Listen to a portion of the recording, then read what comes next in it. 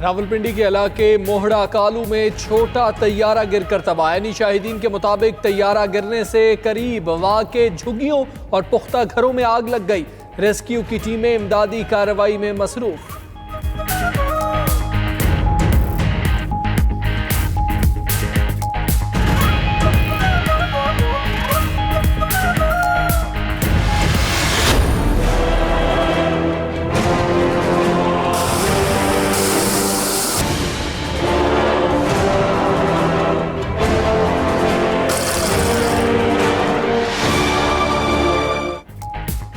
कराची में गुज़िश्ता रोज से बारिश वक्फे से जारी, गलियां पानी में डूब गईं, अहम शाहराहें भी ज़ेरे आब, ट्रैफिक जाम, कचरे से अटे नाले ओवरफ्लो कर गए।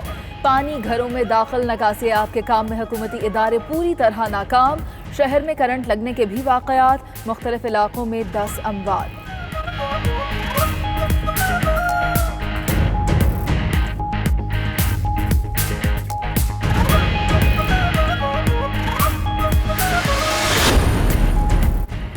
सावन की पहली बारिश ने ही के इलेक्ट्रिक का पोल खोल दिया। बारिश शुरू हुई और कई इलाकों से बिजली गायब हुई। घंटों बाद भी बिजली की फराहमी मामूल पर ना आई। उधर बिजली के साथ शहर को पानी की फराहमी भी मुअत्तल।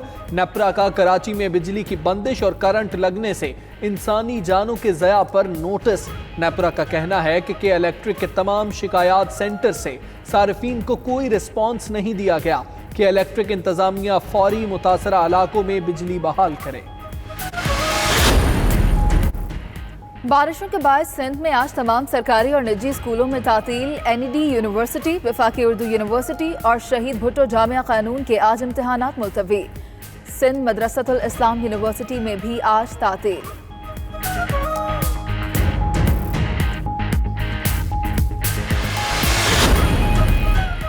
कराची में बारिश, गवर्नर और मेयर तवक्को से ज्यादा मुतहर्रिक नजर आए। मुख्तलिफ इलाकों के चक्कर लगाए, नालों की सफाई और नकासी आब का जायजा लिया।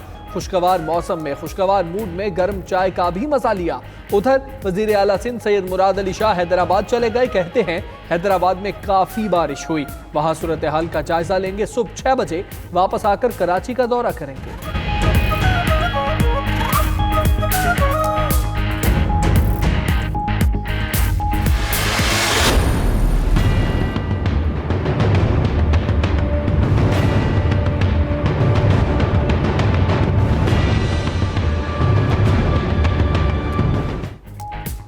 कराची में बारिश से जहां सड़कों पर पानी खड़ा है, वहीं सुपर हाईवे की मवेशी मंडी में मवेशियों की देखभाल करना भी मुहाल हो गया।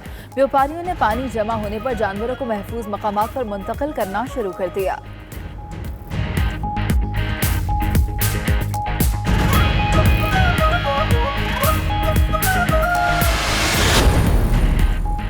वज़ीर-ए-आज़म की ज़ेर सदारत काबीना इजलास आज होगा। 9 निकाती एजेंडा जारी। काबीना रूल्स ऑफ बिजनेस 1973 में तरमीम और MD पास्को की तैनाती की मंजूरी देगी। सोशल वेलफेयर डिपार्टमेंट को वजारत इंसानी हुकूक मुंतकिल करने की मंजूरी भी दी जाएगी।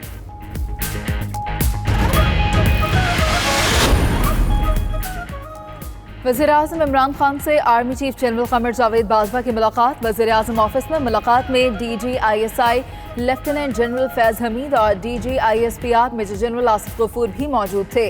मुल्क की मजमूई सिक्योरिटी सूरत हाल पर बातचीत। उधर वज़ीर-ए-आज़म ने सदर आरिफ अलवी और बाबर रवान से भी मुलाकातें की।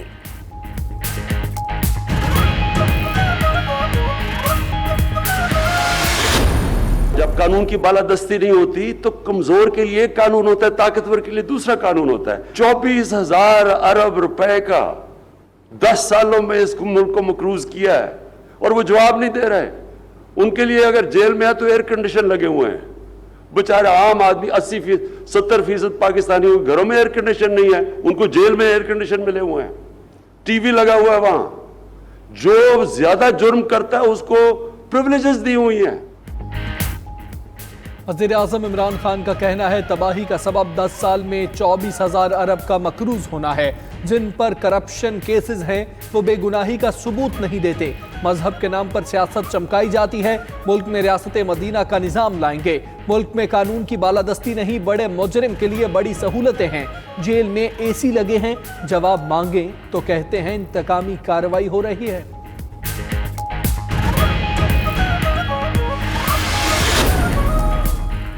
कौमी असम्बली का इजलास। दहशतगर्द हमलों में 10 फौजी जवानों की शहादत पर फातह ख्वानी।